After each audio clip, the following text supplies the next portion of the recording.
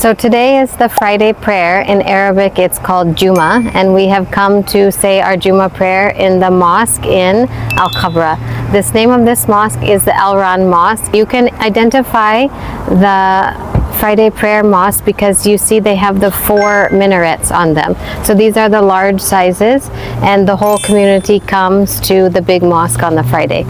So my sons and I have come. We're going to go in and say our prayer. المبدئ خلقهم بلا مثال والمعيد لهم والمعيد جاء في بعض روايات حديث ابي هريره.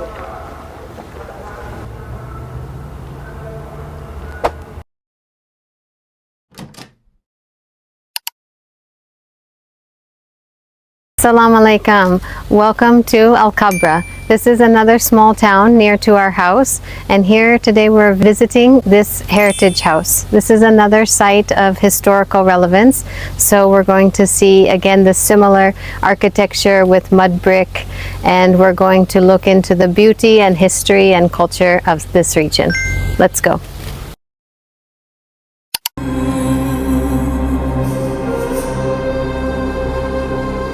So as you can see, this place is very large with an open courtyard here. It has some housing in the back, and this was actually represented a small township where a large group of people used to live together, and they had a marketplace where they could trade different artifacts and items for the household.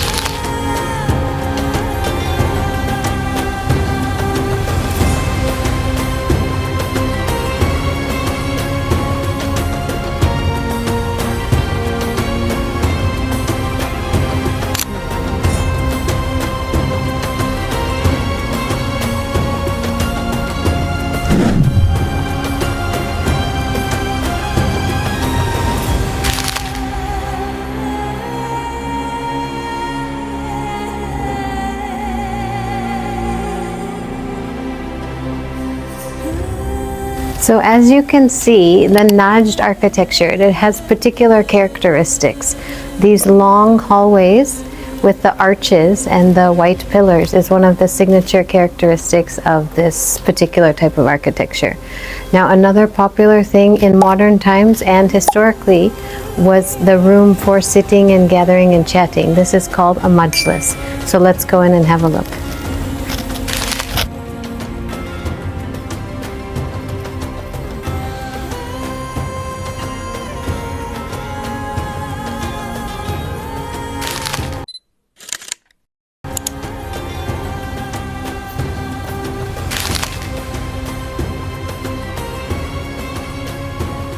Since the last time I visited this place, they have done a lot of restoration.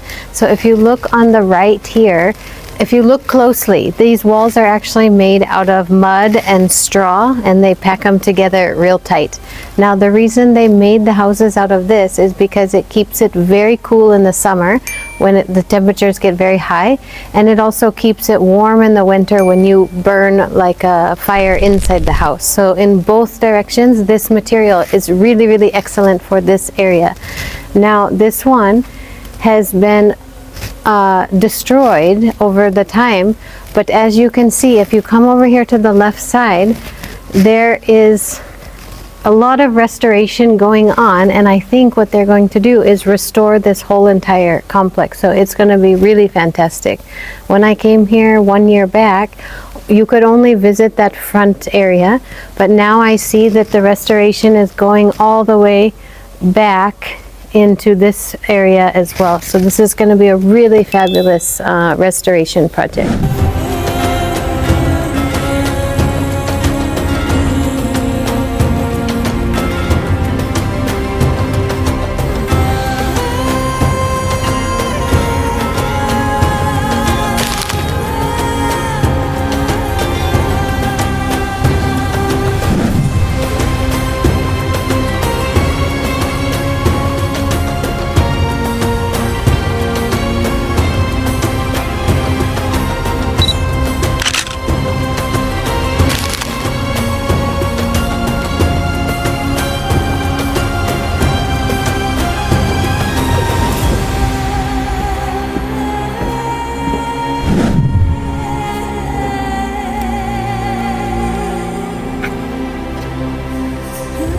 For those of you, when you come to Al-Qasim, this is definitely a place to stop. This is a very large complex where apparently a lot of people lived back when it was a vibrant site.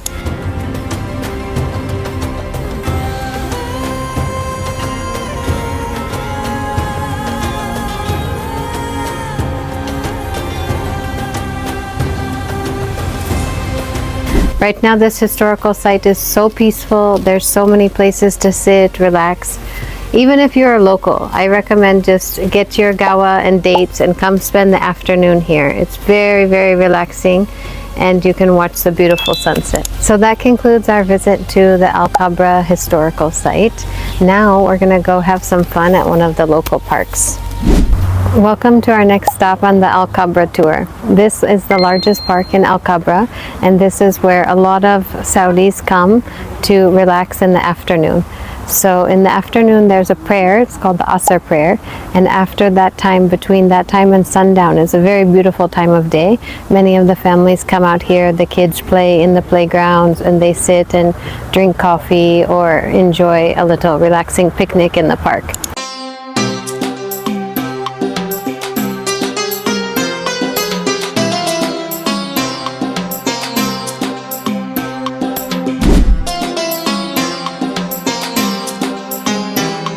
If you want more active lifestyle, down to the left over here, there's a big walkway, so you can do exercise, but really the picnics are a lot more popular than the walking.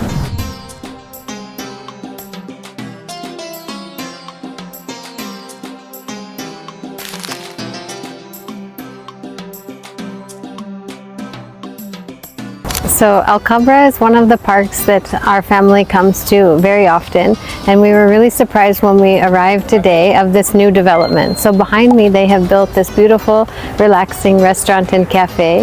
There are many snacks and drinks available. You can get espressos or gawa and just enjoy the view of the park.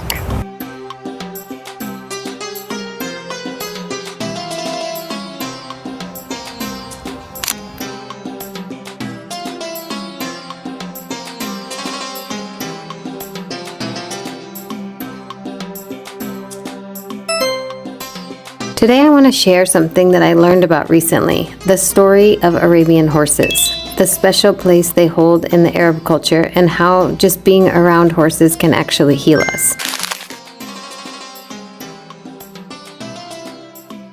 Arabian horses, they're not just any horse. They're basically the celebrities of the horse world. If you've ever seen one, you know what I mean. They have these beautifully curved faces, proud necks, and they move like they know their royalty. But their beauty is just part of the story. Arabian horses are one of the oldest and purest breeds on the planet, shaped by thousands of years of life in the desert. And for the Arabs, horses have always been way more than just animals. When I decided to take the kids horseback riding, I did a quick search on Google Maps, and I was surprised to find many ranches and small places to ride all around our region. Many of the local families keep horses. Historically, sometimes they even slept in the tents with their owners. They were written about in many poems and even mentioned with a place of honor in the Holy Quran. Having a good horse wasn't just about winning battles or traveling faster. It was a matter of pride, survival, and a deep emotional connection. Even today, you can still feel that bond. Across the Arab world, horseback riding is a living tradition. Whether it's a big cultural festival or simple family farms, riding isn't just a hobby. It's a way of staying connected to history and to values like bravery, patience, and respect. When we went riding, my son sat down with the owner to learn about him and his passion. He shared a lot with us about the healing powers of horses. Actually, science is finally catching up with what horse people have always known, that spending time with horses can seriously help you heal. Riding a horse builds your muscles, balance, and coordination. Sure, but even more important, horses teach you about yourself. They're incredibly sensitive. They pick up on your mood, your energy, even your thoughts.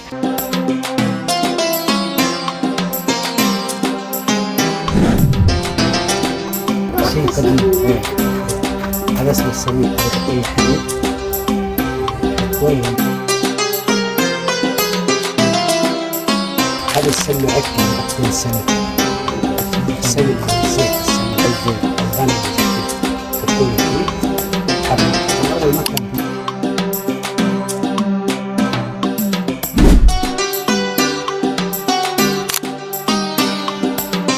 In a world that often moves too fast, the horse reminds us to breathe, to connect, and to honor the timeless bond between human and nature.